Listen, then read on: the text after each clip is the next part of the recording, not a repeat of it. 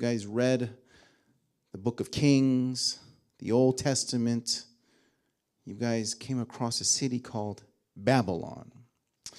Now, if you look on the screen, God had actually pronounced a curse over Babylon. Now, this is a continuation of last week. You know how sometimes the man of God or God himself curses a certain piece of land or a nation. Now, if you go to the next slide, this is an ancient map discovered in Baghdad, where Babylon used to be. Some in the northern part of Baghdad, this was considered to be the map of the world, according to Babylonians. It dates back from about 800 to 700 BC. And in history, it says that Babylon was destroyed by the Persians in 539 BC. Okay, so this is a map. On the left is what they found in the rubble. On the right is actually a hand-drawn interpretation of what the map is. If you go to the next slide, on the left, what I circled in yellow is where Babylon used to be. And that blue strip that you see coming down, that is the Euphrates River, some 700-800 years ago. On the right, I circled, I don't know if you guys can see, is the ancient land of Urartu. So for the Armenians here, Urartu is the ancient name for what is known as Armenia today. Also circled is Assyria and also Susa, which is a province in Persia or modern-day Iran. Now, of course, the locations aren't exactly correct, but this was the Babylonians' interpretation of what the whole world was. If you see around that circle in blue, those are the oceans, the Mediterranean, the Red Sea, the Persian Gulf, the Caspian Sea. They thought that was their whole world. And beyond that blue circle, which they considered to be the ocean, the nations beyond it were considered to be magical locations full of mystique, sorcery. That's what the Babylonians believed. Now, on the right is a Google image, a satellite image of where modern-day Babylon is. It's about 2,200 acres, about 4 square miles. Now, it's a rectangle, and if you look, what I circled in yellow on the right, that would be the modern-day location of where Babylon used to be.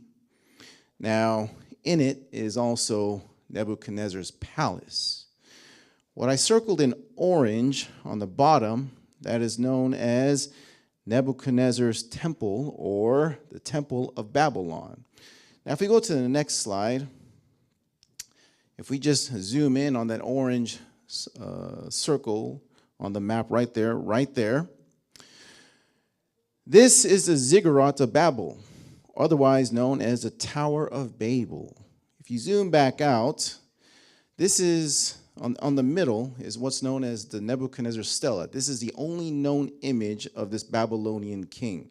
Just remember, folks, when he reigned in 587, that Babylon was at its height of its civilization. It was the most powerful nation in the world. And this is the only image of him so far, and that ziggurat that you see is actually this location right here. Okay? Now, according to historians, they say, I don't know if it's true, but that's where they say the Tower of Babel once stood. Now, according to historians, they say that the Tower of Babel not only was destroyed by God, but that the Babylonians and the inhabitants of this land will continuously rebuild and rebuild and rebuild, and other nations would come in and destroy and destroy and destroy. So the last time this existed was after the Persians took over, and they basically dismantled the whole thing. Now, if you go to the next slide, you may wonder, well, how do we know that this is Babylon? Well, Babylon was excavated in 1899 to 1917. It sat under the sand for thousands of years. And when they began to excavate it, this is what they discovered. These are the old photos from the early 1900s as Babylon once stood. This is Nebuchadnezzar's palace. If you go to the next slide, how do you know this is Nebuchadnezzar's palace? Well, when Nebuchadnezzar built his temple, his city, his royal palace, which he describes in the book of Daniel, chapter 4, when he built his palace and they constructed the mud bricks, he imprinted with the stamp his signature in every single brick that they laid in his palace. And it says in the inscription, Nebuchadnezzar, king of Babylon, who provides for Esagila and Azita. These are the deities that he once served. Remember, Nebuchadnezzar, he was an idol worshiper, right? Nebuchadnezzar, who provides for these two deities, the eldest son of Nabopolassar, king of Babylon. Nabopolassar was his father. His father was killed, and during the war with Assyria, and the first year he became king, he conquered Assyria. And then the third year of his reign, that's when he began to conquer Judea. Well, there's his signature there. If you go to the next slide, in the 1980s began the restoration of Babylon. During the restoration, Saddam Hussein began to restore this city because he wanted to bring a synergy between Babylonians' glory days and the time during his dictatorship. He wanted to bring the two together to make it seem like as he's bringing back the glory days. And so as you see here, this is Nebuchadnezzar's palace. And what he did, if you look at it, the construction, half of it is the ancient ruins and the other half are the modern reconstruction.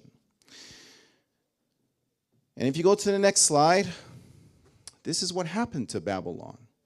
Now in the book of Isaiah, some 720 BC, which is about 181 years before the destruction of Babylon, God spoke of its destruction because in Isaiah, he says that I declare the end from the beginning and from ancient times the things that are not yet done. There is no God like me.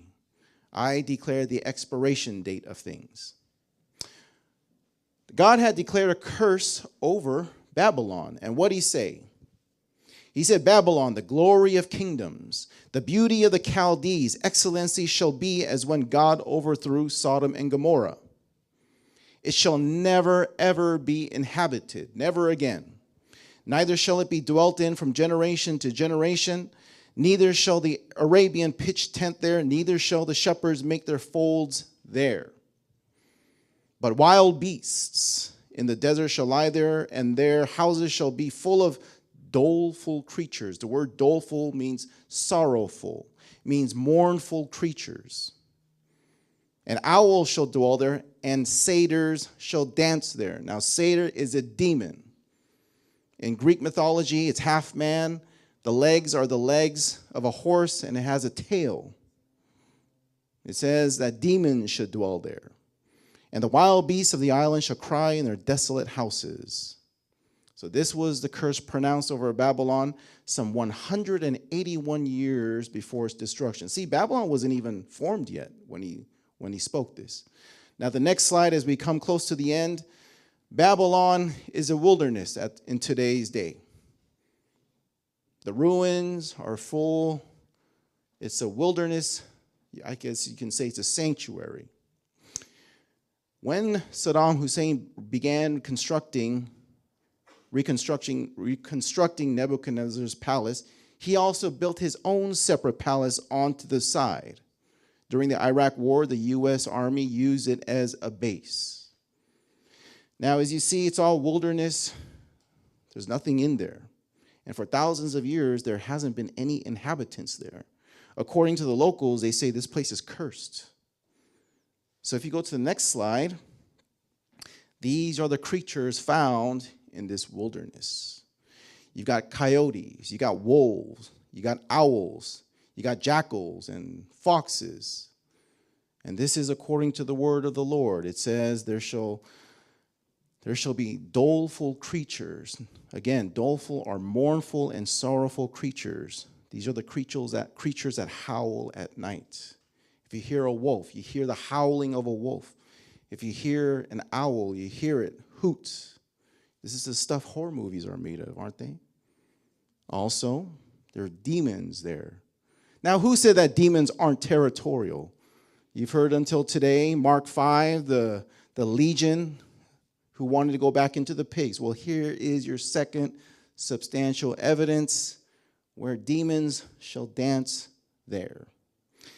And last but not least, it says that the palace that Saddam Hussein built in the royal city of Babylon, he only slept there one night. He never returned, according to the word of the Lord. Rumor has it that they say that the bed sheets were too itchy, but who knows? Why would you build a palace, only sleep there one night during a reign and never return? So anyways, I hope that's somewhat interesting as you read the scriptures. Maybe someone else can look into why God puts demons in cursed locations. Is it to guard? Is it to make sure that his word comes true forever? Who knows? All right.